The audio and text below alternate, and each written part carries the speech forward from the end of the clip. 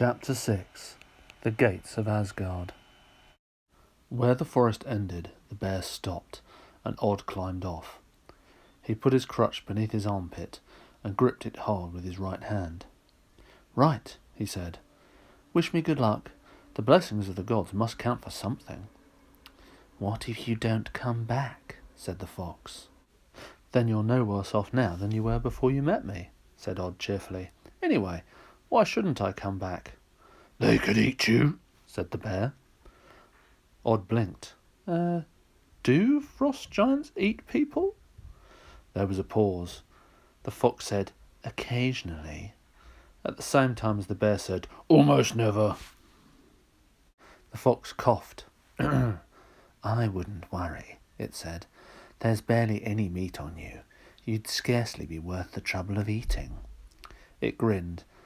This did nothing to make Odd feel any better. He hefted his crutch and began to walk slowly, laboriously, towards the huge stone wall that surrounded the city of the gods. The snow had blown clear of the path, and although the ground was slippery in places, he found the walk not as hard as he had expected. Days were longer here in Asgard. The sun was a silver disk that hung in the white sky. Odd pushed himself to keep walking one step at a time, remembering when he had walked with ease and never thought twice about the miracle of putting one foot in front of the other and pushing the world towards you. At first, Odd thought that the wall of Asgard was as high as a tall man, and that there was a pale statue of a man sitting on a boulder beside it. At least, he imagined it to be a statue, and then he moved slowly closer and closer, and the wall grew, and the pale statue grew also, until, as the boy got closer still, he had to throw back his head to look at them. Every step he took towards the gates, towards the huge pale figure on the boulder, he felt the temperature drop, and then the statue moved, and Odd knew. "Who are you?" The voice tumbled across the plain like an avalanche. "I'm called Odd," shouted Odd, and he smiled. The frost giant peered down at him. There were icicles in its eyebrows, and its eyes were the grey of lake ice just before it cracks and drops you into the freezing water. "What are you? A god? A troll? Some kind of walking corpse?" "I'm a boy," yelled Odd, and he smiled again. "And what in Ymir's name are you doing here?" It is a strange sensation, talking to a being that could crush you like a man could crush a baby mouse. And, thought Odd, at least mice can run. "I'm here to drive the frost giants from Asgard," explained Odd, then smiled at the giant, a big, happy, irritating smile. It was the smile that did it. If Odd had not smiled, the giant would simply have picked him up and crushed the life out of him, or squashed him against the boulder, or bitten his head off and kept him to snack on later. But that smile, a smile that said that Odd knew more than he was saying. "No, you won't," said the frost giant, in a much more normal tone of voice. "You can't." "'Fraid so," said Odd. "I outwitted Loki," said the frost giant portentously. "I bested Thor. I banished Odin. All of Asgard is pacified and under my rule. Even now my brothers march from Jotunheim as reinforcements." He darted a look towards the horizon, to the north. "The gods are my slaves. I am betrothed to the lovely Freya, and you honestly think you can go up against me?" Odd just shrugged and continued to smile. It was his broadest, most irritating smile, and at home it had always got him hit. Even the giant wanted to hurt him, to wipe the smile off his face, but nobody had smiled at the giant like that before, and it bothered him. "I rule Asgard," boomed the giant. "Why?" asked Odd. "Why?" "I can hear you fine without you shouting," said Odd, when the reverberations had died away, and then he said, pitching his voice just a little quieter, so the giant had to lean in to listen. Why do you want to rule Asgard? Why did you take it over? The frost giant sat on his huge boulder. Then he jerked his thumb behind him. See that wall? He said. You couldn't avoid seeing it. It filled the world. Every stone in the wall was bigger than the houses in Odd's village. My brother built that wall. He made a deal with the gods to build them a wall inside 6 months, or he would take no payment. And on the last day, as he was just about to complete it, on the last hour of the last day, they cheated him. How? A mare, the most beautiful animal anyone had ever seen, ran across the plain and lured away the stallion who was hauling the stones for my brother. It used womanish wiles. The stallion broke its bonds, and the horses ran off into the woods together and were gone. And when my poor brother began to complain about how he was being treated, Thor returned from his travels and killed him with his damnable hammer. That is how every tale of the gods and the frost giants ends, with Thor killing giants. Well, not this time. Obviously not, said Odd, who'd been beginning to have his suspicions about who the mayor had been. So what did your brother want for payment? Nothing really, said the giant, shifting from foot to foot. Just stuff. He sat down again on the boulder.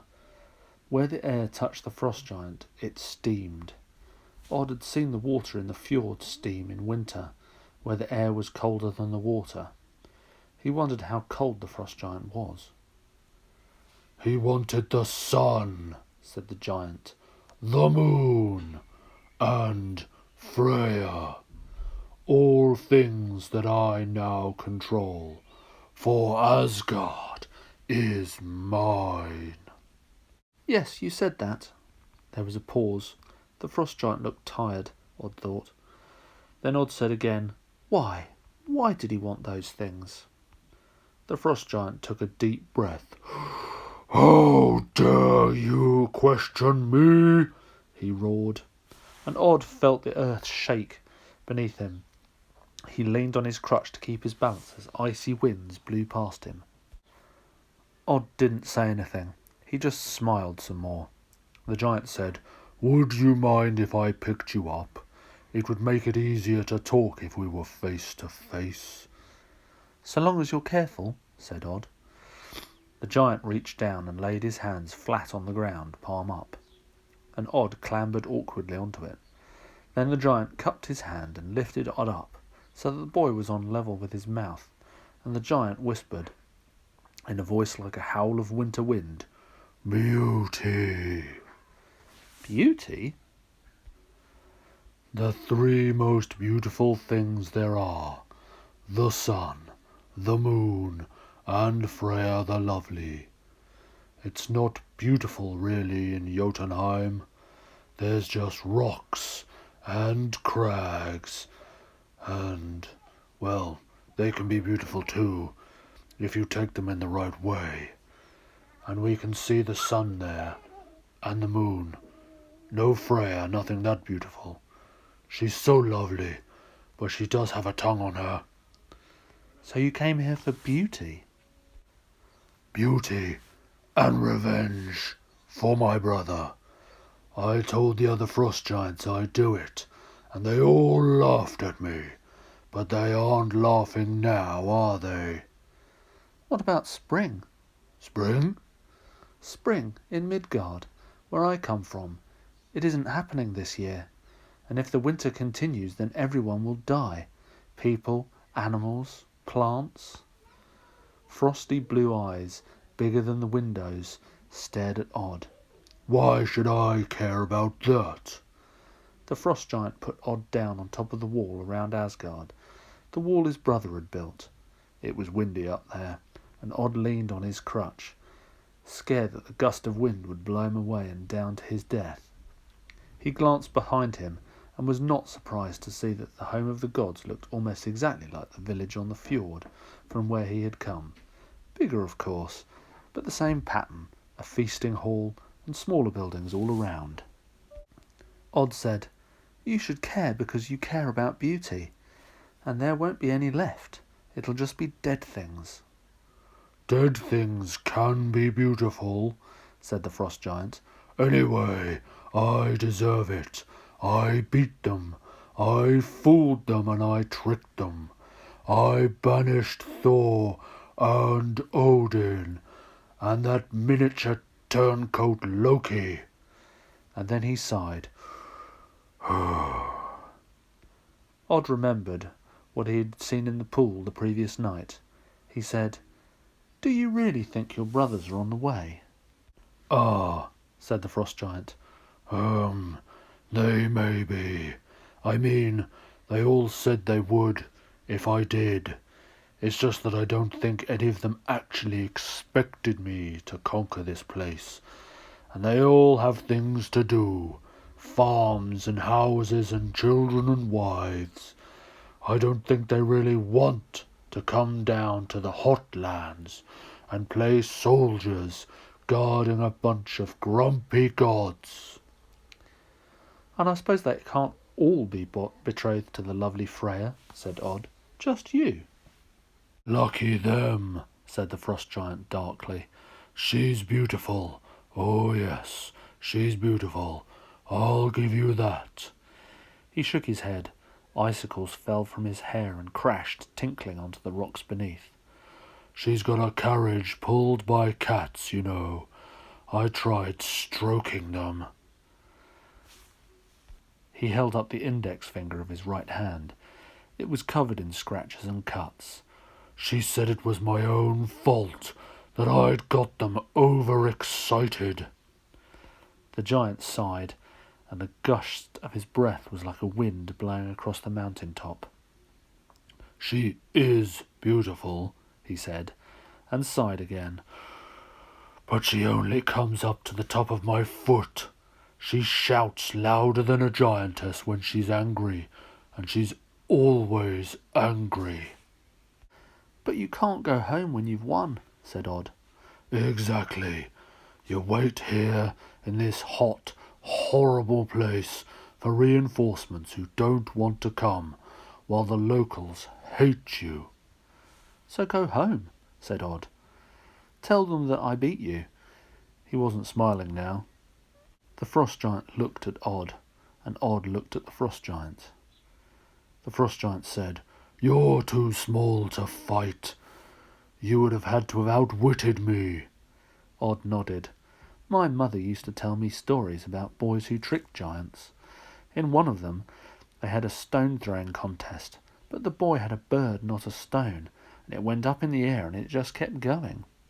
"I'd never fall for that one," said the giant. "Anyway, birds, they just head for the nearest tree."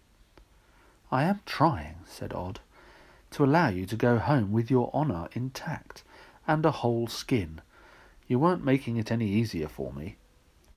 The giant said, "A whole skin?" "You banished Thor to Midgard," said Odd.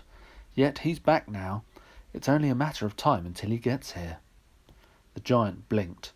"But I have his hammer," he said. "I turned it into this boulder I sit on." "Go home." "But if I take Freya back to Jotunheim, she'll just shout at me and make everything worse. And if I take Thor's hammer back, he'll just come after it, and one day he'll get it, and then he'll kill me." Odd nodded in agreement. It was true. He knew it was. When, in the years that followed, the gods told this tale, late at night in their great hall, they always hesitated at this point, because in a moment Odd will reach into his jerkin and pull out something carved of wood, and none of them are certain what it was. Some of the gods claimed that it was a wooden key, and some that it was a wooden heart. There was a school of thought that maintained that what Odd had presented the giant was a realistic carving of Thor's hammer, and that the giant had been unable to tell the real from the false, and they had fled in terror. They were wrong. It was none of these things. Before he took it out, Odd said, "My father met my mother when our village was raiding somewhere in Scotland. That's far to the south of us. He discovered her trying to hide her father's sheep in a cave, and she was the most beautiful thing he had ever seen. So he brought her and the sheep home. He would not even touch her until he had taught her enough of the way we speak to be able to tell her that he wanted her for his wife.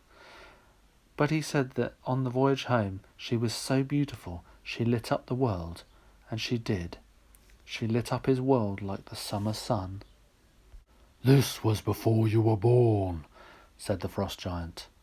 "True," said Odd, "but I saw it." "How?" Odd knew without being told that it would be very, very wrong to mention the pool in the forest to the frost giant, let alone the shapes that he had seen moving in the pool the night before. He lied, but it was the truth also. He said, "I saw it in my father's eyes. He loved her, and a few years ago he started to make something for her, but he left it unfinished, and then he didn't come back to finish it. So last night I finished it for him. At first I didn't know how it was meant to look, and then I saw her, it's as I imagined her, my mother, when they just met, stolen from her people and her land, but brave and determined, and not ever going to give in to fear or grief or loneliness." The giant said nothing. Odd said, "You came here for beauty, didn't you? And you can't go back empty-handed." He reached into his jerkin, and he took out the thing that he had carved, his father's carving, which he had finished. It was his mother, as she had looked before he was born. It was the finest thing Odd had ever made, and it was beautiful. The frost giant squinted at it, and then, just for a moment, smiled. He put the carved head into his pouch, and he said, "It is remarkable and lovely. Yes, I will take it back to Jotunheim, and it will brighten my hall." The frost giant hesitated, and then he said, a little wistfully, "Do you think I should say goodbye to Lady Freya?" Odd said, "If you do, she'll probably shout at you some more." "Or beg me to take her with me," said the frost giant. Odd could have sworn that the frost giant shivered at that. The frost giant took a step away from Odd, and as he moved away he grew. He went from being the size of a hill to being the size of a mountain, and then he reached up an arm into the grey of the wintry sky. His hand vanished into the cloud. "I think I need good weather to leave in," said the giant. "Something to hide my tracks and make me hard to follow." Odd could not quite see what the frost giant did, but when he lowered his hand, snow began to fall in huge white flakes that spun and tumbled and obscured the world. The giant began to lumber away into the blizzard. "Hey!" called Odd. "I don't know your name." But the figure did not hear him, or if it did not answer. In moments it was lost to sight.